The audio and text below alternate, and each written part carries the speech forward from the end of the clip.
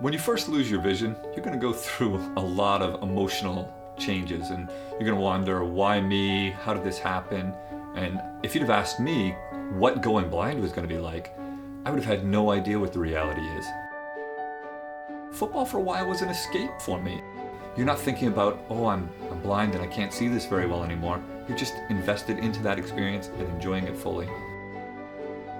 Life is more about the choices you make and how to respond to adversity than any of the adversity. And I learned how to make some good choices, and boy did it pay some dividends. I am Randy Zip Pierce, and I am a fan of the New England Patriots.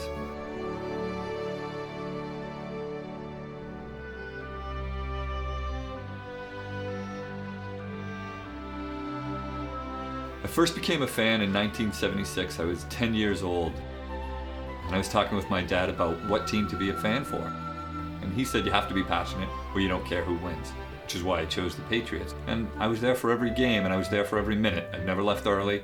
I'm there to be a fan and enjoy every aspect of it. In 1989, my life hit a pretty interesting crisis. I was diagnosed with an unknown neurological disorder. Took all of my right eye vision and half of my left eye vision away in the span of about 2 weeks. Over the next 11 years, I'd have episodes where some of my vision would fade until I went completely blind in 2000. Since 1988, I've missed precisely one home game, and that's while I was training to get my guide dog, Austin, and I got him in 2000. He was phenomenal. Going to games completely blind with a guide dog is a daunting notion in advance. For Austin, it quickly became an education for me that he was going to love this. He got into the game experience. My dog used to wag his tail and think that 68,000 people were cheering for him, and maybe that was true sometimes. The very last thing I ever saw in my life is something you're certainly going to remember. It's very poignant. As my vision faded out, at that moment that it had blacked out, my guide dog at my feet recognized that something emotionally significant was happening to me. And he jumped up and he put his head on my knee and he was looking at me lovingly. And I remember looking down at the feeling I could have on my knee, and the vision came back in a little, so there was a circular vision with just his loving head in it. If I could choose what I was going to look at as the final thing, that wouldn't have been a bad choice. And in 2003, we discovered my cerebellum was under attack, which is your balance center, and I was put into a wheelchair. Life was pretty tough, and my guide dog collapsed. I discovered he had cancer in his heart, so I lost him early. Pretty sad thing. Didn't know where I was going to go. Probably the lowest point of my life.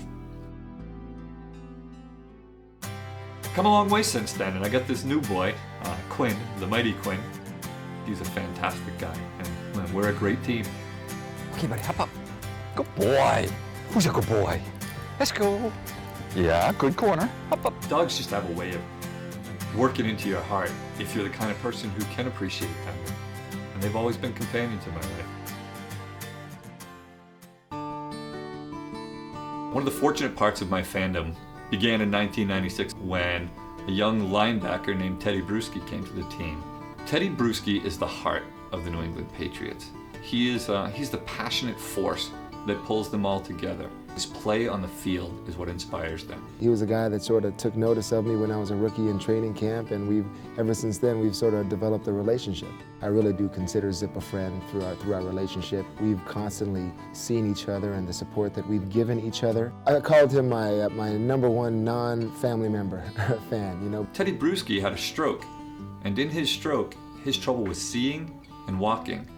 Kind of ironic how close those two things tied in. He's had a tough time of sorts, and then I went through what I went through a few years ago, and it sort of even linked us even more. My dad had a stroke, and I had the opportunity to bring my dad to meet Tedy. Tedy took us aside, and he was holding on to my dad's hand and focusing in on my dad. And he took the time to talk to my dad, to motivate my dad. The next week, the occupational therapist said my dad made 800% improvements across the board on all of the things they've been working. He's had struggles in his life, health issues, but he's always found a way to somehow make it to a game, and he'd email me all the time saying, don't worry, I'm doing okay and I'm going to be there. Seeing what he's done kind of reminds me and inspires me to continue the efforts I make at life as well. I always check every game, go over by where he puts up that sign, every game 54, full tilt, full time, you know, and then I know, okay, he's there, that's another sort of step in my progression to getting myself ready for the game. I'll always treasure what Tedy did for my dad.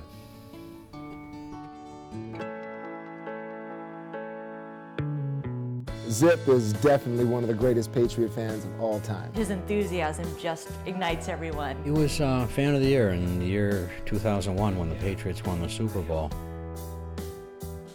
As well as being named the Patriots Fan of the Year, the Pro Football Hall of Fame nominated me as the ultimate Patriots fan. That's where legends go, and I'm no legend. I'm just a guy who can apparently yell well.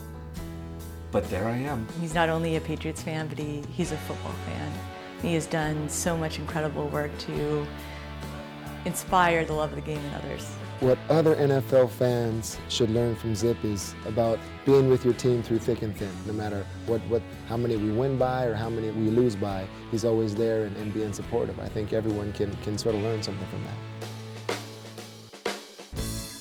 We call the house where I live the Patriots Football Shrine. When I first came to his house and saw his Patriots fandom, I was a little overwhelmed. If it's not Patriot oriented, it's gonna have a hard time working its way into this house. First for me is the Super Bowl ring I have from the very first Super Bowl. That Super Bowl football signed by Adam Vinatieri to me is my trophy that says Fan of the Year. Even the turf from Foxborough Stadium's last game, I have a clump of it still here in the house. Those things are pretty high up on my treasured list. You know, one of the things I dream of is that someday I'll see some of these things I've never seen. If someday medical science or some good luck could get me vision back, I've got so many moments to relive and get another level of experience from them.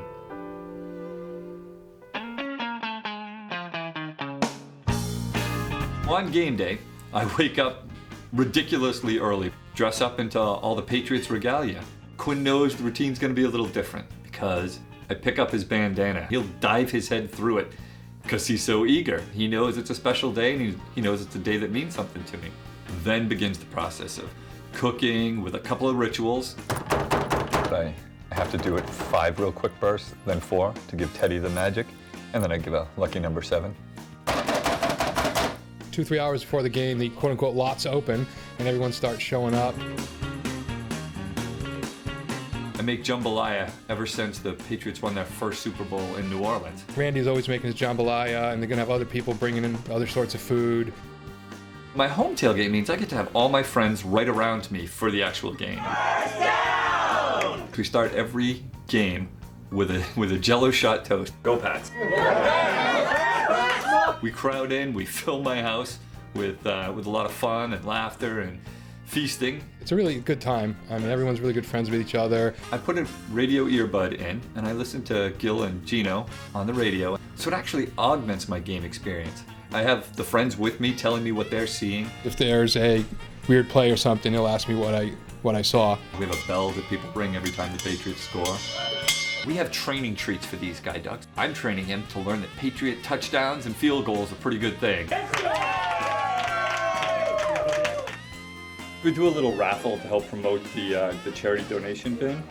They'll get to win some Patriots merchandise. Or when you're a fan of a guy named Tedy Bruschi, it's not a hard stretch to think you're going to start making brewski in his honor. He's made an inaugural brewski brew with various different labels. We brewed 54 gallons, what a surprise, of beer this year.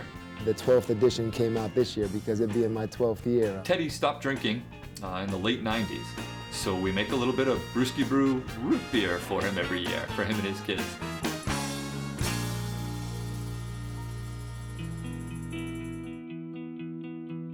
I really do consider Zip a friend through our relationship and through the support that we've given each other. Call him inspirational is just an understatement. I love seeing all the dedication he puts into things, seeing all the wonderful friends that he's made, the camaraderie and the love of the game that he's built. It's amazing to see someone this devoted to the team. That's just really cool. And he's been like this through thick and thin. There's always risk in life.